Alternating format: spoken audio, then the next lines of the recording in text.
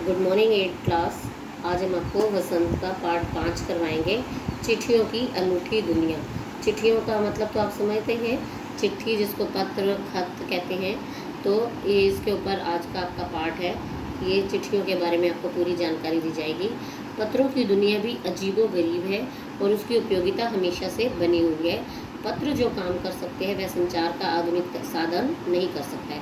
आज आप लोगों के पास फ़ोन है, एसएमएस कर सकते हो, लेकिन पहले ऐसे नहीं होते थे। हर एक के पास फ़ोन वगैरह नहीं होते थे, तो लोग जो है अब वो फिर क्या करते थे, चिट्ठी से ही सहारा लेते थे। तो पत्र जैसा संतोष फ़ोन या एसएमएस का संदेश कहाँ दे सकता है। पत्र एक नया सिलसिला शुरू करते हैं और राजनीति, साहित्य तथा कला के क्षेत्रों में तमाम विवाद और नई घटनाओं की जड़ भी पत्र ही होते हैं। दुनिया का तमाम साहित्य पत्रों पर ही केंद्रित है और मानव सभ्यता के विकास में इन पत्रों ने अनूठी भूमिका निभाई है। पत्रों का भाव सब जगह एक सा होता है, भले ही उसका नाम अलग अलग हो। तो पत्र जो होते हैं बच्चे, इसमें भावनाएं जुड़ी होती हैं। इससे पहले पढ़ाइयाँ भी होती थी, लोग पत्र संभाल संभाल कर रखते थे।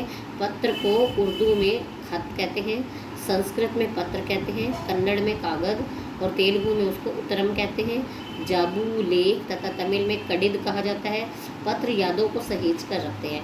आप एसएमएस को तो डिलीट कर सकते हैं, लेकिन पत्रों को संभाल कर रखा जा सकता है। इसमें किसी को भी कोई संदेह नहीं है। हर एक की अपनी पत्र लेखन कला होती है और हर एक के पत्रों का अपना दायरा होता है। दुनिया भर में रोज़ करोड़ों पत्र एक दूसरे को तलाशते तमाम ठिकानों तक पहुंचते हैं। भारत में भी रोज़ 4.5 करोड़ चिट्ठियां डाक में डाली जाती हैं, जो साबित करती हैं कि पत्र कितनी अहमियत रखते हैं।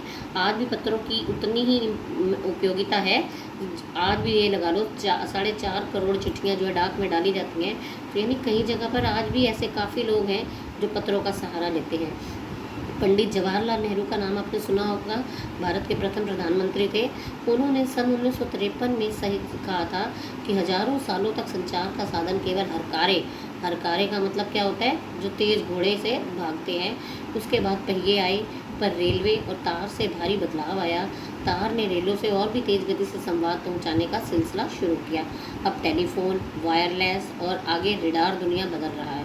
पिछली शताब्दी में पत्र लेखन ने कला का रूप ले लिया। डाक व्यवस्था के सुधार के साथ पत्रों को सही दिशा देने के लिए विशेष प्रयास किए गए। अब पत्र जब इतना काम कर सकते हैं, पत्रों से हमारी भावनाएं जुड़ी होती हैं, हम पत्रों को संभाल कर रख सकते हैं। पत्र में हम खुल के अपने दिल की बात बड़े लंबे तरीके से विस्तार से हम बता सकते हैं। तो पत्रों को सुधार करने के लिए इसको स्कूली पाठ्यक्रम में डाल दिया गया, ताकि और इसमें सुधार करवाए गए। तभी आपको लेखन कार्य करवाया जाता है, पत्र लेखन लिखवाए जाते हैं। आपको जो है हर कक्षा में आपको पत्र करवाए जाते हैं, ताकि आपकी ये भी एक कला है, ये कला सुधर जाए आपकी। तो भारत ही नहीं, दुनिया के कई देशों में ये प्रयास चले और विश्व डाक संघ ने अपनी ओर से भी काफ़ी प्रयास किए। विश्व डाक संघ की ओर से 16 वर्ष से कम आयु वर्ग के बच्चों के लिए पत्र लेखन प्रतियोगिताएं आयोजित करने का सिलसिला 1972 से शुरू किया गया, ताकि बच्चे पत्र लिखने में भी दिलचस्पी लें। खास तौर पर बड़े शहरों और महानगरों में संचार साधनों के तेज विकास तथा अन्य कारणों से पत्रों की आवाजाही प्रभावित हुई है, पर देहाती दुनिया आज भी चिट्ठियों से चल रही है। आपने देखा होगा, बड़े बड़े शहरों में तो चिट्ठियों को नहीं देखते, लेकिन गांव में आज भी चिट्ठियों जो आना, फौजी लोग जो होते हैं ये चिट्ठी भेजते हैं, तभी अपनी सारी बातें वो परिवार वालों तक पहुँचाते हैं।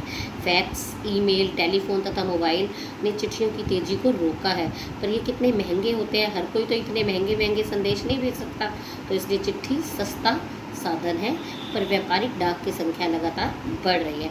जो व्यापारिक लोग होते हैं ये चिट्ठियाँ ही भेजते हैं। जहाँ तक पत्रों का सवाल है, अगर आप बारीकी से उसी तरह तह में जाएं तो आपको कहीं कोई ऐसा नहीं मिलेगा जिसने कभी किसी को पत्र ना लिखा हो या ना लिखाया हो। पत्रों का बेसब्री से जिसने इंतज़ार ना किया हो। हमारे सैनिक तो पत्रों का जिस उत्सुकता से इंतज़ार करते हैं उसकी कोई मिसाल ही नहीं है। जो फौजी लोग होते हैं उनके पास वहाँ हर वक्त तो नेटवर्क काम नहीं करता जो वो फ़ोन पर अपने परिवार वालों से बात कर लें, तो इसलिए वहाँ पर फ़ोन नहीं, वहाँ पर सिर्फ पत्र ही सहारा है। पत्र आते हैं तो उसी से वो लोग अपने परिवार का हालचाल जानते हैं और अपने बारे में बताते हैं परिवार वालों को। एक दौर था जब लोग पत्रों का महीनों इंतज़ार करते थे, अब वह बात भी नहीं है। अब डाकिए जो है, डाक सेवाएं अच्छी तेज़ हो गई हैं, तो फटाफट पहुंच जाते हैं। परिवहन साधनों के विकास ने दूरी बहुत घटा दी है। पहले लोगों के लिए संचार का इकलौता साधन चिट्ठी ही था, पर आज और साधन विकसित हो चुके हैं। आज देश में ऐसे लोगों की कमी नहीं है जो अपने पुरखों की चिट्ठियों को सहेज कर, संजो कर विरासत के रूप में रखे हुए हैं। आज भी आप अपने दादा परदादा की चिट्ठियों को अपने परिवार में किसी न किसी के पास मिल जाएगी, वो संभाल के रखते हैं क्योंकि उनकी यादें हैं।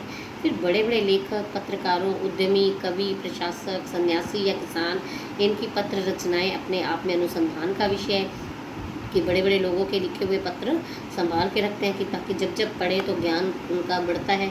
अगर आज जैसे संचार साधन होते तो पंडित नेहरू अपनी पुत्री इंदिरा गांधी को फ़ोन करते, पर तब पिता के पुत्र पुत्री के नाम नहीं लिखे जाते जो देश के करोड़ों लोगों को प्रेरणा देते हैं। तो जो उन्होंने अपनी पुत्री इंदिरा गांधी को पत्र लिखे थे पंडित जवाहरलाल नेहरू ने, वो पत्र आज भी जो है संग्रहालयों में संभाले गए हैं और बच्चों के जो पाठ्यक्रम में डाले जाते हैं।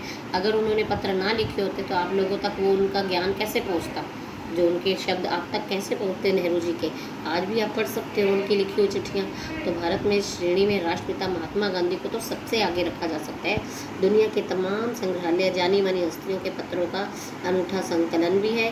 तमाम पत्र देश, काल और समाज को जानने समझने का असली पैमाना है। भारत में आज़ादी के पहले महासंग्राम के दिनों में जो कुछ अंग्रेज अफसरों ने अपने परिवारजनों को पत्र में लिखे, वे आगे चलकर बहुत महत्व की पुस्तक तक बन गए। इन पत्रों ने साबित कर दिया कि यह संग्राम कितनी ज़मीनी मजबूती लिए हुए था। तो महात्मा गांधी के पास दुनिया भर से तमाम पत्र केवल महात्मा गांधी इंडिया लिखे आते थे और जहाँ भी वे जाते थे वहाँ तक वो पहुँच जाते थे। आज़ादी के आंदोलन की कई अन्य दिग्गज हस्तियों के साथ भी ऐसा ही था। गांधी जी के पास देश दुनिया से बड़ी संख्या में पत्र पहुँचते, पर पत्रों का जवाब देने के मामले में उनका कोई जोड़ नहीं था। महात्मा गांधी जो थे वो अपने हर पत्र का, उनको कोई भी देश का जो नागरिक पत्र लिखता वो उनके पत्रों के जवाब देते थे। कहा जाता है कि जैसे ही उन्हें पत्र मिलता था उसी समय वे उसका जवाब लिख देते थे। अपने हाथों से ज़्यादातर पत्रों का जवाब देते थे। जब लिखते लिखते उनका दाहिना हाथ दर्द करने लग जाता था तो वे बाएं हाथ से लिखने में जुट जाते थे। उनको एक अजीब सुकून मिलता था कि जिसने मेरे को पत्र लिखा है मैं उसको फटाफट जवाब दूँ। जवाब देकर ही उन्हें संतुष्टि होती थी। महात्मा गांधी ही नहीं, आंदोलन के तमाम नायकों के पत्र गांव-गांव में मिल जाते थे। पत्र भेजने वाले लोग उन पत्रों को किसी प्रशस्ति पत्र से कम नहीं मानते थे। तो और कई लोगों ने उन पत्रों को फ्रेम करवा कर भी रख लिया है। यह है पत्रों का जादू। यही नहीं, पत्रों के आधार पर ही कई भाषाओं में जाने वाली किताबें भी लिखी जा चुकी हैं। जो पुराने पत्र थे उसके आधार पर किताबें बन चुकी हैं। वास्तव में पत्र किसी दस्तावेज से कम नहीं है। दस्तावेज मतलब जरूरी कागज़ से कम नहीं होते। पंत के 200 पत्र, पंत समझते हैं, प्रसिद्ध कवि थे सुमित्रानंदन पंत, उनके 200 पत्र, बच्चन के सरस्वती समेत कई पुस्तकें आपको उनके नाम और निराला के पत्र हमको लिखियो है। कहाँ तक पत्रों के आईने में दयानंद सरस्वती समेत कई पुस्तकें आपको मिल जाएंगी। कहा जाता है कि प्रेमचंद खास तौर पर नए लेखकों को बहुत प्रेरक जवाब देते थे तथा पत्रों के जवाब में वे बहुत मुस्तैद थे। मुस्तैद का मतलब बहुत अच्छी कला थी उनकी। उसी प्रकार नेहरू और गांधी के लिखे हुए रविंद्रनाथ टैगोर के पत्र भी बहुत प्रेरक है। प्रेरक मतलब प्रेरणा देने वाले हैं। महात्मा और कवि के नाम से महात्मा गांधी और रविंद्रनाथ टैगोर के बीच सन 1915 से लेकर 1941 के बीच के पत्राचार का संग्रह प्रकाशित हुआ है। पत्राचार यानी कि एक दूसरे को पत्र लिखकर ही वो देश के बारे में सारी खबरें देते थे, जिसमें बहुत से नए तथ्यों और उनकी मनोदशा का लेखा जोखा मिलता है। पत्र व्यवहार की परंपरा भारत में बहुत पुरानी है, पर इसका असली विकास आज़ादी के बाद ही हुआ है। तमाम सरकारी विभागों की तुलना में सबसे ज़्यादा गुडविल डाक विभाग को ही है। इसकी एक खास वजह यह है कि ये लोगों को जोड़ने का काम करता है। घर घर तक इसकी पहुंच है। संचार के तमाम उन्नत साधनों के बाद भी चिट्ठी पत्री की जो हैसियत है वो बरकरार है। शहरी इलाकों में आलीशान हवेलियाँ हों या फिर झोपड़पट्टियों में रह रहे लोग हों, दुर्गम जंगलों से घिरे हुए गांव हों या फिर बर्फबारी के बीच जी रहे पहाड़ों के लोग, समुद्र तट पर रह रहे मछुआरे, तो यहाँ सब जगह जो है नेटवर्क की समस्या होती है तो यहाँ पर पत्र ही सहारा है। या फिर रेगिस्तान की ढाणियों में रह रहे लोग हैं, आज भी खतों का ही सबसे अधिक बेसब्री से इंतजार होता है। एक दो नहीं, करोड़ों लोग खतों और अन्य सेवाओं के लिए रोज़ भारतीय डाकघरों के दरवाजों तक पहुंचते हैं और इसकी बहुआयामी भूमिका नज़र आ रही है। दूर देहात में लाखों गरीब घरों में चूल्हे मनी ऑर्डर अर्थव्यवस्था से चलते हैं। कि बाय पोस्ट जो है वहाँ पे मनी आर्डर आते हैं, वैसे तो उसी से उनका चलता है। गांव या गरीब बस्तियों में चिट्ठी या मनी आर्डर लेकर पहुँचने वाला डाकिया देवदूत के रूप में देखा जाता है। देवदूत यानी भगवान का भेजा हुआ बंदा, तो उसके रूप में देखा जाता है। तो ये था आपका अरविंद कुमार सिंह का लिखा हुआ पाठ चिट्ठियों की अनूठी दुनिया।